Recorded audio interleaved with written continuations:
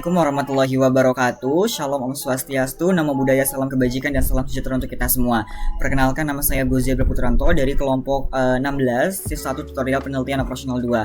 Pada kesempatan kali ini saya akan menyelesaikan dan juga membahas sebuah permasalahan terkait perencanaan dan pengendalian kerja serta program dinamik, yang dimana persoalannya adalah sebagai berikut. Nah, di sini untuk soal nomor 1, UMKM Tahu Bandung Sutra di Cilegon akan mengirimkan tahu dari pabrik menuju pedagang keliling sebagai tujuan akhirnya. Nah, tentukan jalur distribusi yang paling optimal agar biaya transportasinya itu dapat diminimalkan dengan menggunakan metode forward pass. Nah, kita bisa langsung saja kerjakan dengan menggunakan si software Excel untuk soal yang pertama ini. Nah, yang dimana di sini kita isi terlebih dahulu state satunya, yaitu dimulai dari kiri. Nah, di sini S-nya itu ada 1 dan juga kota 2. Nah, kita isi yang dimana ininya kan tadinya kan X3-nya itu adalah dari si pabrik kan. Kita isi pabrik terlebih dahulu. Nah, di sini dari si kota 1 atau dari si pabrik ke kota 1 itu ditempuh jaraknya itu adalah sebesar 15. Tulis 15. Nah, selanjutnya kalau dari pabrik ke kota 2 itu adalah sebesar 20. Oke, untuk state satunya sudah selesai. Selanjutnya kita isi dengan state yang keduanya. Nah, state yang keduanya ini ada kota tujuannya itu adalah kota 3 dan juga kota 4 si X2-nya. Nah, di sini maka X2 bintangnya itu atau asalnya itu adalah dari kota 1 dan juga kota 2. Oke. Nah, kalau dari kota 1 di sini ke kota 3 itu kan menempuh jarak sebesar 20. Nah, di sini ada rumusnya. Kalau ini tuh yang saat ini berarti 20 ditambah F3X2. Berarti F3-nya ini kan mengenai kota 1 kan? Berarti kota 1-nya 15. Jadi 20 ditambah 15 itu 35. Nah, begitupun dengan dari kota 2 ke kota 3-nya. Nah, berarti dia itu tadinya adalah 22, cuman ditambah si kota 2-nya itu adalah 20. Jadi sama dengan 22 ditambah 20 itu sebesar 42. Nah, selanjutnya begitupun dari kota 1 ke kota 4. Dan tadinya itu adalah sebesar jaraknya adalah 24. Ketika ditambah dengan si F3-nya itu adalah sebesar kota 1 kan berarti 15. Yaitu 39. Nah, di sini pun yang dari kota 2 ke kota 4 asalnya itu adalah 19. Kita tambah dengan si kota yang kedua yaitu 20. Jadi hasilnya adalah 39. Nah, di sini kita cari nih yang minimum tuh yang mana. Nah, di antara sini yang minimum itu adalah yang 35. Begitupun dengan untuk bawahnya kita cari yang minimumnya adalah 39. Bisa kota 1 atau kota 2 karena dua-duanya sama memiliki angka 39. Nah, selanjutnya untuk stage yang ketiga di sini, stage ketiganya ini adalah kalau tujuannya itu adalah ke si pedagang. Dan di sini dari kota asalnya itu adalah kota 3 dan juga kota 4 gitu. Kota 3 dan juga kota 4. Yang dimana kalau dari kota 3 ke si pedagang itu memiliki jarak sebesar 16. Cuman karena ini ada penambahan dari si F2-nya kota 3 yaitu menjadi 35. Yaitu 51. Begitupun dengan kota 4. Dari kota 4 ke pedagang itu sebesar 14. Kita ditambah dengan si kota 4 yaitu adalah sebesar 39. 53. Nah, di sini pun cari minimumnya itu adalah 51 dan tujuannya itu adalah pedagang.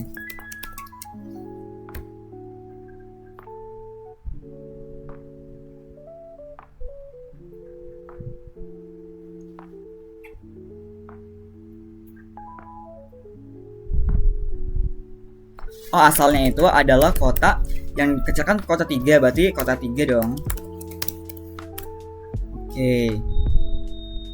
Nah, selanjutnya keputusan solusi optimalnya di sini itu ada X1, X2 dan X3 yang dimana tadi sumbernya itu adalah dari si pabrik.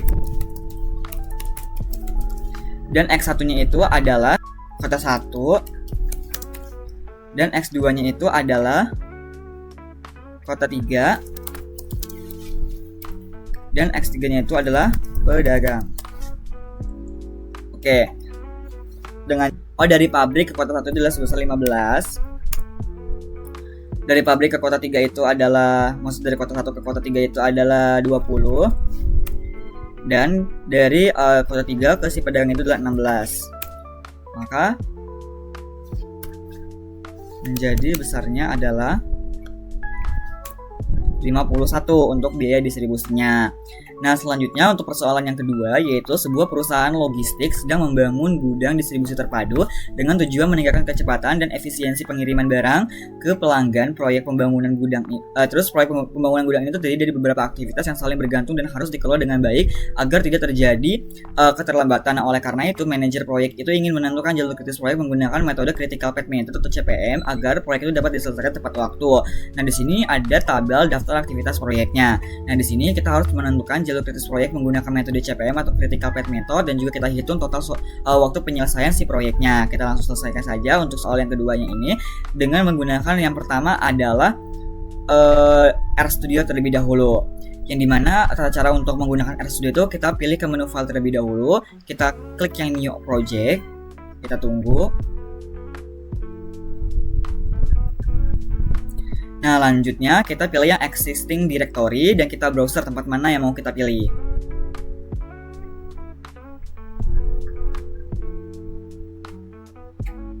Nah, selanjutnya setelah itu kita pilih atau mau menampilkan si R-script-nya, yang dimana R-script ini tentunya buat membuat atau menaruh si codingan atau sintaksnya yang dapat menyelesaikan permasalahan.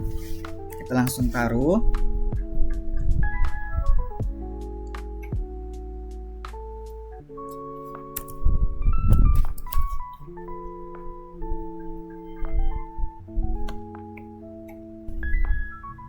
Nah, di sini langsung saja kita buat si codingannya.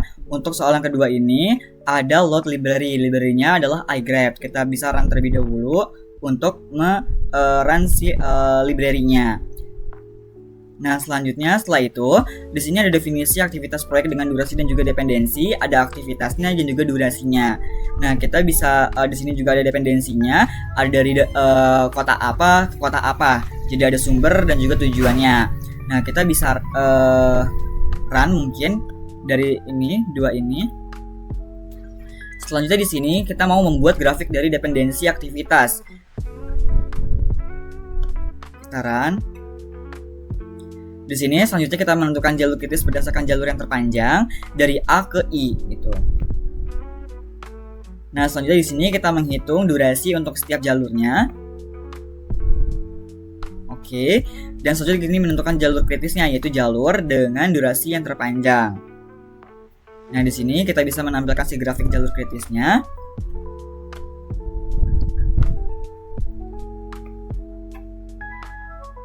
Oke, di sini ada grafik jalur kritisnya, yang dimana gambar ini tentunya berbeda-beda dari setiap orang yang membuatnya.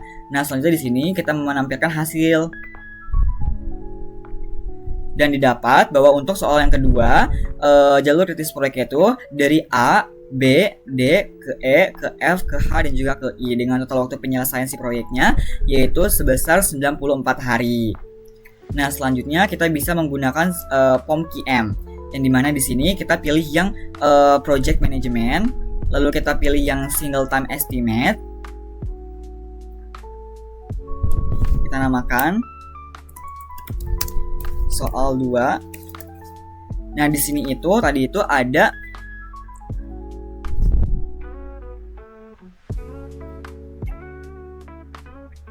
Nah, di sini number of activities-nya itu ada sebanyak 9. Maka kita bisa yaitu dari A, B, C, D, E, F, G, H, I. Nah, udah table strukturnya kita tetap pilih yang immediate predecessor list. Kita bisa klik OK. Nah, di sini kita sesuaikan saja dengan tabel yang ada di soal. Yang dimana kalau si A itu adalah durasinya 8, terus 14, 10, 18, 22, 16, 14, 9, dan 7. Predecessornya yaitu dari B ini, yaitu A, bawahnya juga A, B, terus D, terus E, terus E, terus F, terus H. Setelah B ini ada C, dan setelah F itu ada G. Nah, sudah selesai, kita bisa langsung solve saja. Nah, di sini dihasilkan yang sama dengan yang ditampilkan pada RStudio, yaitu pada soal yang kedua ini dengan project waktunya itu adalah sebesar 94 totalnya, 94 hari. Oke, selanjutnya persoalan yang nomor ketiga, yaitu sebuah perusahaan startup sedang mengembangkan aplikasi e-commerce baru untuk memperluas jangkauan pasar dan meningkatkan layanan kepada pelanggan. Nah, proyek ini memiliki tingkat ketidakpastian waktu yang cukup tinggi karena melibatkan pengembangan teknologi dan kebutuhan pengguna yang dinamis. Oleh sebab itu, manajer proyek menggunakan metode program evaluations dan review teknik atau PERT untuk memperkirakan waktu penyelesaian proyek. Nah, di sini ada tabel aktivitasnya dengan waktu optimis, paling mungkin, dan juga pesimis. Dengan tanya ini adalah tentukan jalur kritis proyek menggunakan metode PERT dan juga hitung perkiraan waktu penyelesaian proyek. Nah, yang pertama kita selesaikan terlebih dahulu dengan software RStudio. Nah, di sini untuk soal yang ketiga ada data aktivitas proyek dengan estimasi waktu PERT. Nah, kita bisa run terlebih dahulu untuk langkah yang pertama soal ketiga ini. Lalu langkah keduanya menghitung waktu ekspektasi dengan menggunakan rumus PERT, yaitu dari si aktivitas yang si optimisnya itu ditambah 4 terus dikali dengan aktivitas yang paling mungkinnya terus ditambah dengan aktivitas yang waktu pesimisnya dan juga dibagi 6. Kita bisa run. Selanjutnya langkah selanjutnya adalah definisi hubungan antara aktivitas atau age. Di sini ada from-nya atau to-nya, ada sumber dan juga tujuannya. Kita bisa run. Nah, di sini selanjutnya langkah selanjutnya adalah membuat grafik proyek. Kita bisa run. Di sini ada langkah menentukan semua jalur dari awal ke akhir. Selanjutnya kita menghitung durasi untuk setiap jalurnya. Dan di sini juga ada menentukan jalur kritis, yaitu jalur dengan durasi yang terpanjang. Nah, di sini kita mau menampilkan grafik sejalur kritisnya. Nah, di sini didapatkan grafik jalur kritisnya, sama seperti untuk soal yang kedua, bahwa gambar diagram atau jalur si grafiknya itu bisa berbeda-beda dari setiap orang yang membuatnya. Nah, langkah terakhir yaitu menampilkan hasil, yang dimana hasil untuk soal yang ketiga ini jalur kritis proyeknya dengan menggunakan metode PERT itu dari A ke B ke C ke E ke F ke G dan juga ke H dengan total waktu penyelesaian proyeknya yaitu sebesar 80,83 hari atau kita bulatkan bisa menjadi 81 hari. Nah, langkah selanjutnya kita bisa menggunakan